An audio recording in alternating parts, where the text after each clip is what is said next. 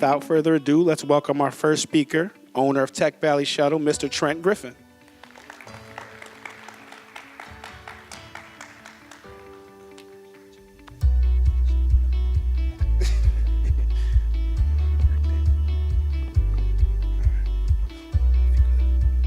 All right, good afternoon, everybody, or good evening, actually. Thank you, everyone, for coming. I guess I don't have much time, so I'm gonna kind of jump right into it. This segment is called "Live Your Dreams," and I came up with the concept because I know we all have dreams, and a lot of times people feel they can't actually live their dreams. And I'm someone who's standing in front of all of you guys who actually I'm living my dream, and I'm enjoying it. I'm having a great time doing it, and I hope I motivate and inspire others to go out and live their dreams. So a little bit about me. I was born in New York City in the Bronx. At the age of 8, my father passed away. And when he passed away, we ended up moving to Schenectady. It was me and my mother. And during that time, it was pretty tough. I came from, when we lived in New York, we had a pretty good life. And once we transitioned up here, things got a little tough. And I remember at one point living, me and my mother sharing a bunk bed in an attic apartment, a 1-bedroom attic apartment. Me and my mom sharing a bunk bed to now, just able to move my mother into my house, and now we have an in-law suite. So we've come a long way as a family, but the in between, that's where the real story is. And so after high school, I went to college, didn't do good in college. School wasn't for me, and it's something that to this day I tell kids, school isn't for everybody, but it's important that education is still important, and education comes in many forms. As a trade, you could be self-taught, and but I knew for me, school wasn't the right path for me.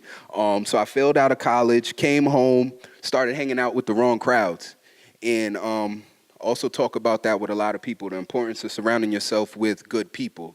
And from my decision to start hanging around the wrong people landed me in prison. I was 19 years old when I was sentenced to 4 to 12 years in prison. Had a little bit of luck during that time because there were some reforms to the drug laws.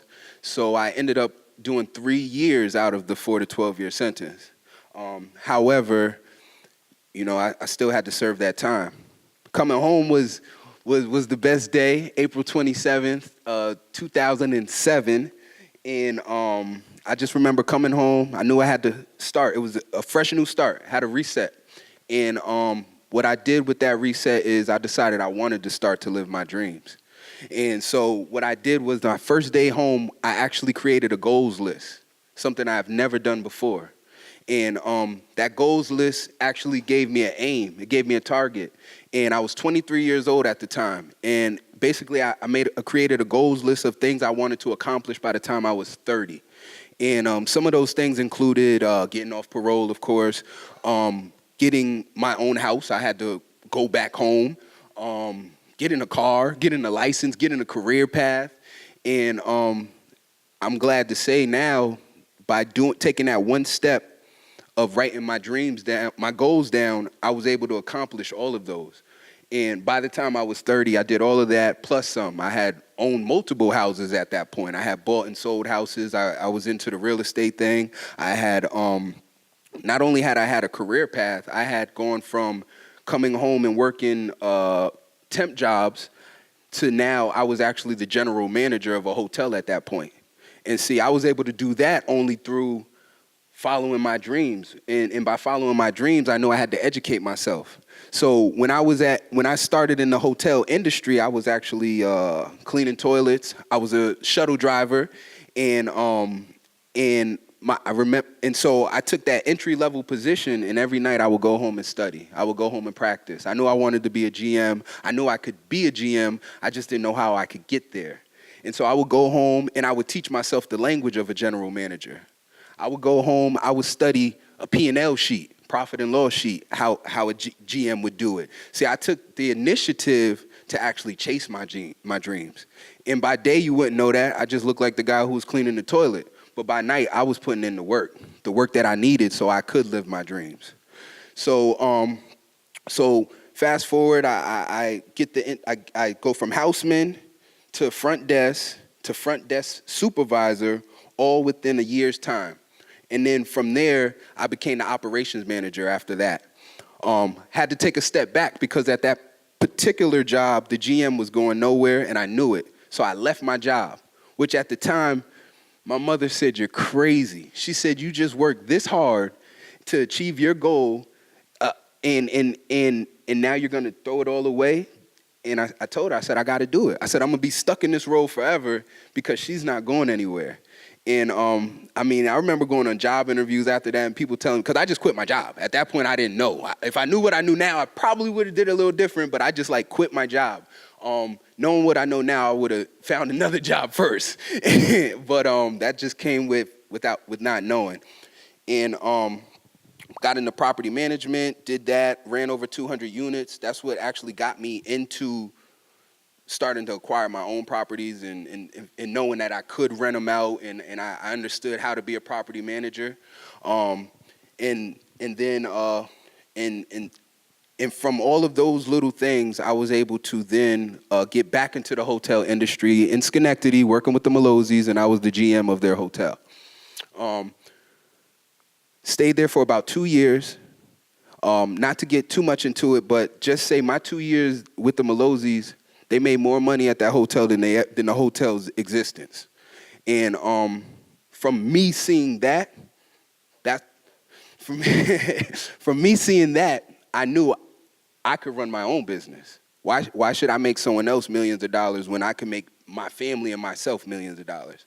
So I once again put on my big boy shoes and I said, "Mom, I'm out of there again." And one thing I will say is, it was very important for me to have someone, my wife, who was so supportive through the whole thing. I couldn't do it myself, no way possible.